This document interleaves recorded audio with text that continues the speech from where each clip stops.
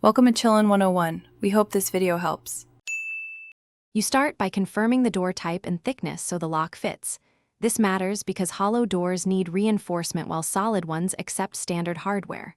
Once done, measure and mark centerline and handle height. Use 36 inches as a default, but adjust to preference.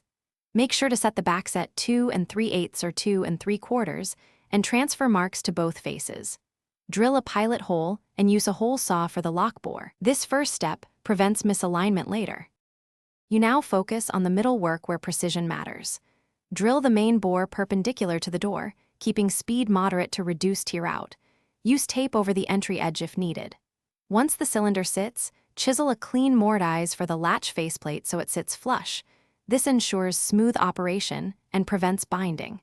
Then align the door to the jamb and transfer the latch to mark the strike plate. Chisel a matching recess and pre-drill screws so the bolt seats fully and the door locks relax. You finish by installing the cylinder and securing the exterior and interior plates.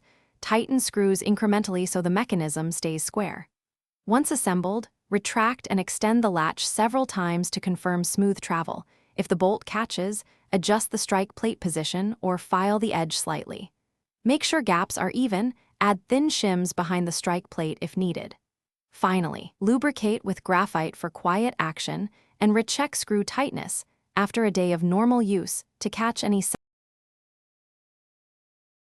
Thanks for watching. Consider subscribing if we helped you.